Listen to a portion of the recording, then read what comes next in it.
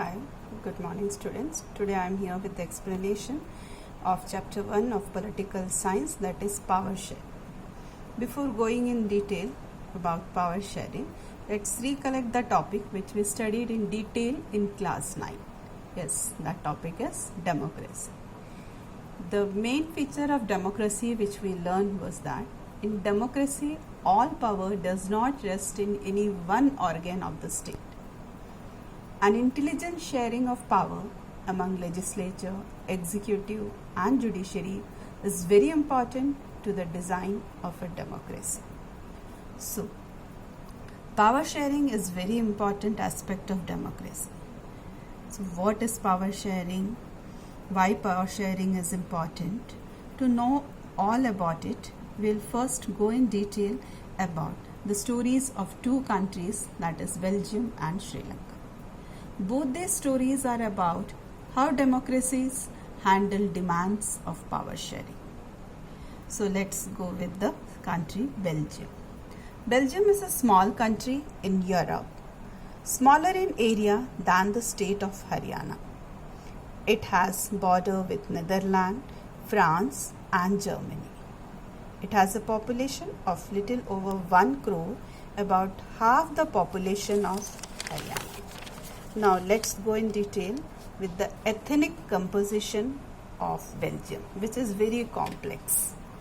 So we can see here the ethnic composition that 59% of the population lives in Flemish region and they speak Dutch language and they are the majority in the country. So another 40% lives in Wallonia region and speaks French, and 1% of the Belgians speak German. So we have seen that in Belgian country the majoritarian are the Dutch speaking population. 59% of the population speak Dutch, 40% speak French and 1% speak German. So this was the whole story of the country. But when we'll come to the capital city, Brussels, here we can see that 80% population speak French and 20% of the population speak Dutch. The population which was majority in the country, here in the capital city, they comes under minority, and the minorities of the countries in the capital city, when you will consider, they are the majority. This minority in the country, those was French speaking community, was relatively rich and powerful. This made the Dutch speaking community angry as they got the benefit of economic development and education much later. This led to the tension between the Dutch speaking and French speaking communities during 90s, 50s and 1960s. So we had seen the story and ethnic composition of Belgium, that if we see country wise, the Dutch speaking comes under the majority and French speaking comes under the minority. But when we go to the capital city, the minority becomes the majority and majority becomes the minority. And this minority French people are very rich and powerful. So the Dutch speaking people, they were angry because they got the benefit of economic development and education much later, and this led to tension during the period 1950s and 60s. Now, after seeing the story and ethnic composition of Sri Lanka and what decision they had taken, we'll come to the power sharing in detail. So let's see now about Sri Lanka. Sri Lanka is an island just few kilometers off the southern coast of Tamil Nadu. It has about 2 crore people and has a diverse population. Now let's see the ethnic composition of Sri Lanka. In Sri Lanka, it was divided into 2 groups, Sinhala group and Tamil speakers. Sinhala speakers and Tamil speakers. 74% were Sinhala speakers and 18% were Tamil speakers. And most of these Sinhala speakers were Buddhist. And in 18%, if you go, we can see that again it is divided into 2. One is, that is 13% were Sri Lankan Tamils and 5% rest were Indian Tamils who came from India during the colonial period as plantation workers. Now we had seen that most of the Sinhala speakers are Buddhist and most of the Tamil speakers are Hindu and Muslims, and the rest 7% of Christians, those who belongs to both Sinhala and Tamil. So there are about 7% Christians who are both Tamil and Sinhala speakers. So we can see here language wise and religion wise differences in the Sri Lanka. Sri Lanka emerged as an independent country in 1948. Sinhala community secured the dominance over the government and they followed the policy of majoritarianism. The democracy elected government, they adopted majoritarian measures to establish Sinhala supremacy. In 1956, an act was passed to recognize Sinhala as an official language. So you can see that they adopted majoritarian measures to establish Sinhala democracy. Second is that in 1956, they passed an act to recognize Sinhala as an official language. Moreover, the government followed preferential policies that favored Sinhala applicant for university position and government jobs. That means only the Sinhala people were able to apply for the university positions and government job. The next was that a new constitution stipulated that states shall protect the and foster Buddhism. So language wise also they were getting the priority and religion wise also they were getting the priority. So by 1980, several political organizations were formed demanding an independent Tamil state in northern and eastern part of the Sri Lanka. Independent Tamil Elam. So this created district between the two communities turned into widespread conflict and which soon turned into civil war.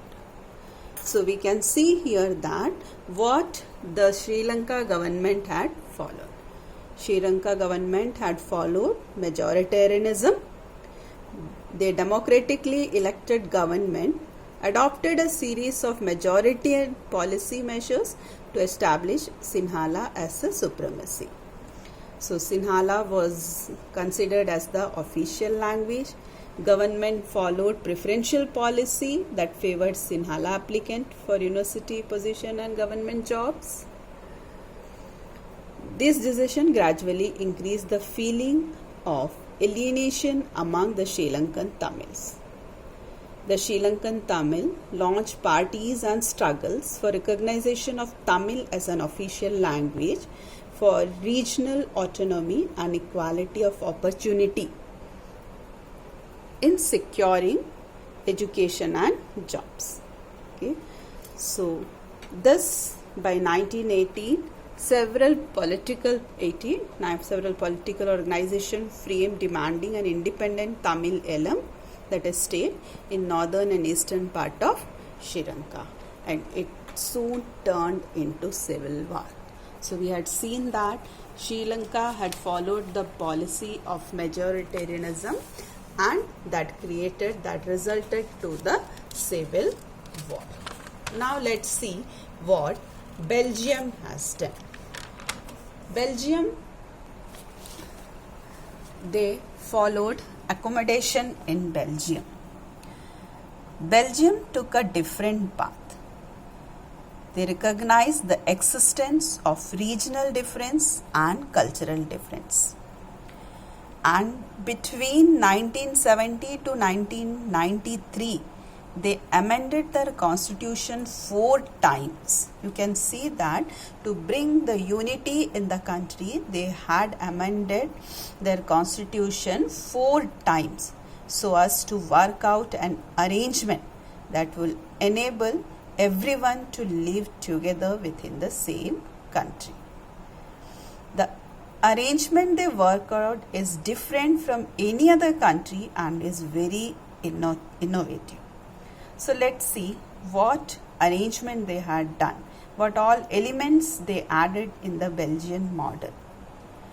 First is that Constitution prescribes no Dutch speaking, French speaking ministers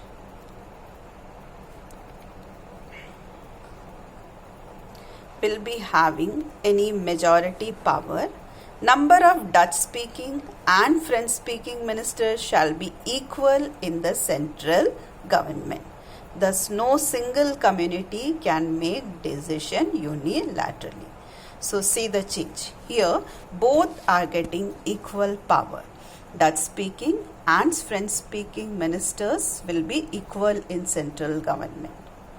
Another decision which they took was that many powers of central government have been given to the state government of 2 regions of the country. So, many of the central government power were given to state government, and state government are not subordinate to central government. They can take their own decision.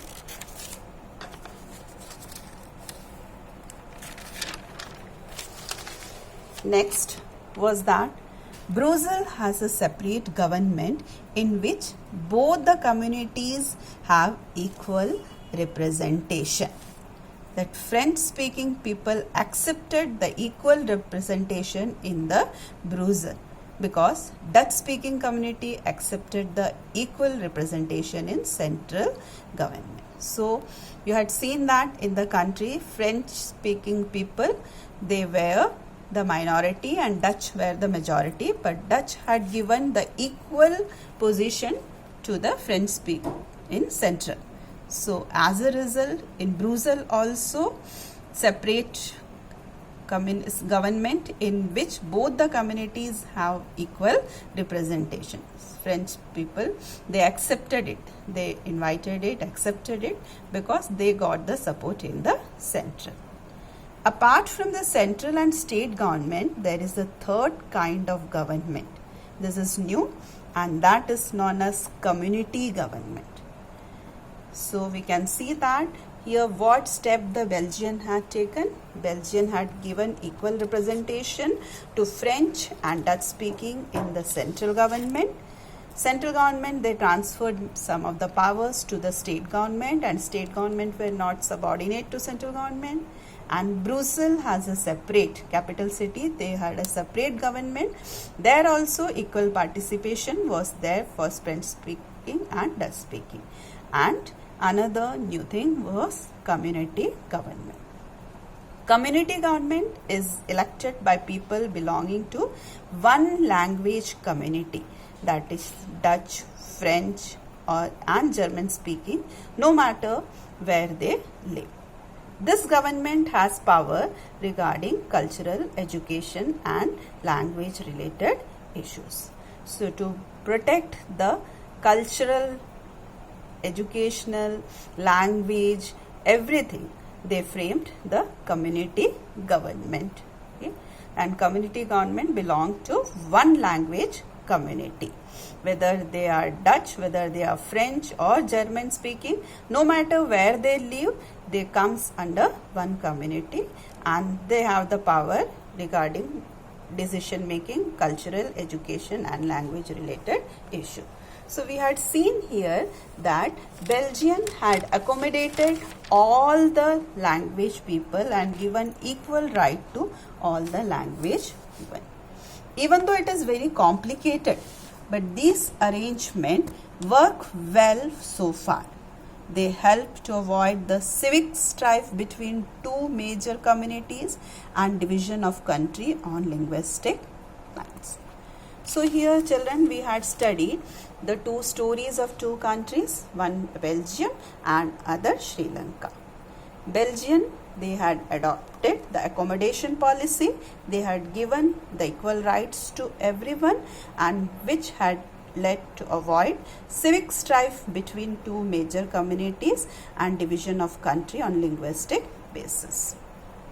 But Sri Lanka, they adopted the majoritarian policy, and we had seen that if a majority community wants to force its dominance over others and refuses to share power, it can undermine the unity of the country, and that will also make them to suffer in the economic development also. So we had seen here that if power is shared equally among all the community or group of people, we can accommodate and we can have development of the country. But if power is not shared in a proper way, that will lead to conflict. Okay. Now the next question arises that why is power sharing desirable? Do you think power sharing is desirable? It should be done or not? Okay. So by seeing the stories of two countries, we can make come to the conclusion that power sharing is desirable because first reason is that it helps to reduce the possibility of conflict, because it helps to reduce the possibility of conflict between social groups, and it also ensures political stability. Okay. So this two reason had been termed as prudential reason, because it stressed that power sharing brings better outcomes. Moreover, power sharing is also desirable due to some moral reason which emphasizes very act of power sharing as valuable. Let's see what is that. Power sharing is the very spirit of democracy. A democratic rule involves power with those affected by its exercise and who have to live with its effect. And a legitimate government is one where citizens through participation acquire a stake in the system. So we can come to the conclusion that power sharing is very desirable. Okay. So students, here we had learned the two reasons why power sharing is desirable, and we had learned the ethnic composition of Belgium and also Sri Lanka and how they had followed the power sharing system and what was the result. Okay, thank you. Next, that is forms of power sharing, will come with the later video, that is different forms of power sharing. So children, here I am having certain questions to you. That first is, why is power sharing desirable? Give reason, prudential reason and moral reason. Next, what do you mean by majoritarianism? What do you mean by community government? What do you mean by legitimate government? Next question, explain the ethnic composition of Belgium. And also next question, explain the ethnic composition of Sri Lanka.